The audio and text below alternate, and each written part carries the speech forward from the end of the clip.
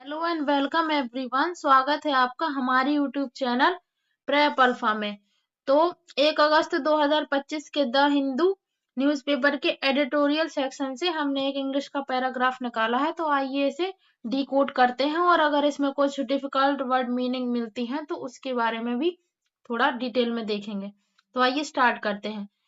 बोल रहा है the national education policy 2020 NEP यानी कि राष्ट्रीय शिक्षा नीति 2020 हैज अशर्ड यानी कि ने शुरुआत करी। अशर्ड मतलब शुरुआत करना। ट्रांसफॉर्मेटिव चेंजेस यानी कि परिवर्तनकारी बदलाव in the educational landscape of India Bharat के शैक्षिक परिदृश्य में particularly in the field of early childhood care and education ECCE। particularly मतलब विशेष रूप से प्रारंभिक बाल्यावस्था देखभाल और शिक्षा के क्षेत्र में। while private school जबकि निजी school have had nursery classes for long लंबे समय से नर्सरी कक्षाएं चलाते आ रहे हैं। गवर्नमेंट स्कूल्स हैव यानी कि सरकारी स्कूल अब क्या करेंगे, have historically admitted children only from class 1।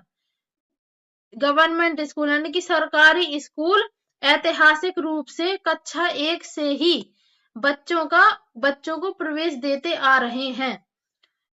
thus sowing the seed of inequity even before the start of schooling। इस प्रकार से विद्यालय शुरू होने से पहले ही असमानता के बीज बो दिए जाते रहे हैं। by paving the way for opening of pre-school classes for 3 to 6 year old in government school। paving the way मतलब कोई किसी रास्ते का निर्माण करना या कोई चीज नई चीज बनाना। तो सरकारी स्कूलों में 3 से 6 साल के बच्चों के लिए अब प्री स्कूल कक्षाओं को खोलने का अब रास्ता निर्माण किया है। एनईपी के बारे में ही बोला जा रहा है। Previously catered to only by anganwadis in the public sector। तो जो पहले सिर्फ आंगनवाड़ी द्वारा सार्वजनिक क्षेत्र में किया जाता था। स्केटर्ड माने होता है किसी चीज की सेवा करना। तो उसका पूरे सेंटेंस के हिसाब से बनेगा कि जो काम केवल आंगनवाड़ी पहले करते थे सार्वजनिक क्षेत्र में। The NEP has initiated a long overdue structural transformation toward equity. तो एनईपी ने लंबे समय से रोके हुए, लॉन्ग ओवरड्यू मतलब लंबे समय से रोके हुए हुई कोई चीज, संरचनात्मक बदलाव की शुरुआत की है, समानता की दिशा में है। जो कि there are 3 key structural shift in the ECC sector। तो ECC के क्षेत्र में 3 मुख्य संरचनात्मक बदलाव हैं। driven by NEP जो कि NEP द्वारा प्रेरित है। with each one unfolding at a different pace और हर एक का खुलना यानी कि हर एक चीज का होना एक अलग गति से हो रहा है। understanding these shift and preparing for them is crucial in ensuring quality early childhood care and education for the nation's children। तो इन बदलावों को समझना, उनके लिए तैयारी करना, देश के बच्चों के लिए गुणवत्तापूर्ण प्रारंभिक बाल्य देखभाल और शिक्षा सुनिश्चित करने में अत्यंत महत्वपूर्ण है। क्रूशियल मतलब अत्यंत महत्वपूर्ण होना। तो कुल मिला के ये जो पूरा पैराग्राफ है ये इस बारे में है कि एनईपी जो कि शिक्षा नीति 2020 वाली है, इसने एक नया बदलाव किया है कि जो सरकारी स्कूलों में पहले कक्षा 1 से ही नाम लिखता था छोटे बच्चों का, अब वहां पे प्री स्कूल की क्लासेस भी लगेंगी। जो कि पहले सिर्फ और सिर्फ इसीलिए बच्चों को प्राइवेट स्कूल में भी माँ बाप भेज देते थे कि यहाँ पे तो अच्छी पढ़ाई होती भी नहीं है। तो अब सरकार कोशिश कर रही है कि गवर्नमेंट स्कूलों को भी अच्छे से उसी हिसाब से किया जाए कि प्राइवेट और सरकारी में असमानता ना रहे। अब इससे रिलेटेड कुछ वर्ड मीनिंग देख लेते हैं जो थोड़ा हार्ड लगी हैं। तो सबसे पहला वर्ड है अशर्ड।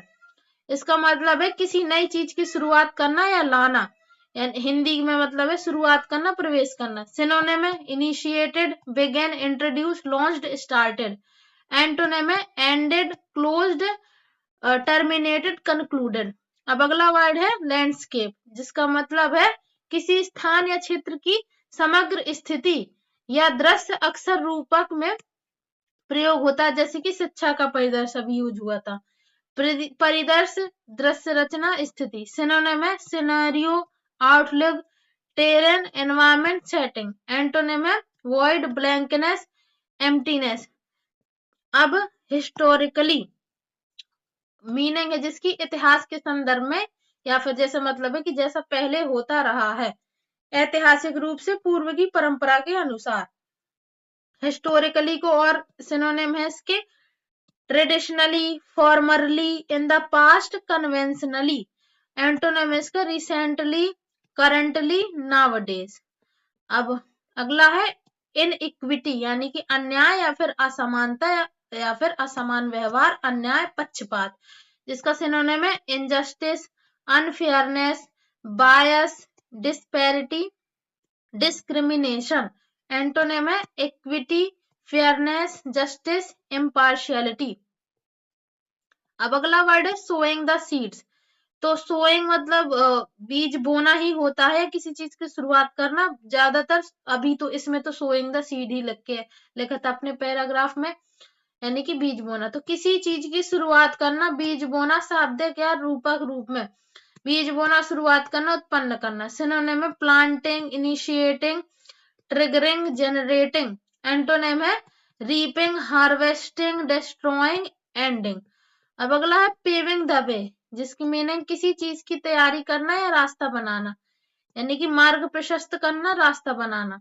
सिनोनिम है preparing, facilitating, enabling, clearing the path. Antonym है hindering, blocking, obstructing, preventing।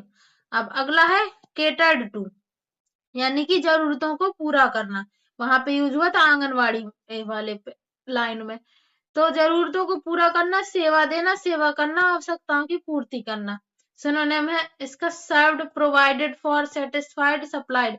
Antonym है इग्नोर्ड, नेग्लेक्टेड, डिनाइड। अगला है लॉन्ग ओवरड्यू, यानी कि जो बहुत पहले ही हो जाना चाहिए था। हिंदी बहुत देर से आया हुआ या फिर देर से किया गया। Synonym belated, delayed, postponed, late. Antonym है timely, early, prompt, on time. अगला है अनफोल्डिंग, यानी कि धीरे धीरे सामने आना या फिर खुलना या फिर विकसित होना। सिनोनिम है developing, revealing, emerging, progressing. Antonym है हाइडिंग, कंसीलिंग, फोल्डिंग, कवरिंग। अगला वर्ड है क्रूशियल, यानी कि अत्यंत महत्वपूर्ण या फिर निर्णायक, अत्यावश्यक, नाजुक, निर्णायक। सिनोनिम है क्रिटिकल, वाइटल, एसेंशियल, की, इंपॉर्टेंट। एंटोनिम है ट्रिवियल, अनइम्पोर्टेंट, इनसिग्निफिकेंट, माइनर। अगला है इंश्योरिंग, इंश्योरिंग, मीनिंग है सुनिश्चित करना, पक्का करना, गारंटी देना। सिनोनिम है guaranteeing, securing, assuring, confirming. Antonym है डाउटिंग, रिस्किंग, अंडरमाइनिंग, इग्नोरिंग। अब आई होप आपको ये वीडियो पसंद आया होगा। अपने फीडबैक कमेंट सेक्शन में जरूर लिखें। Thank you so much for watching. All the very best.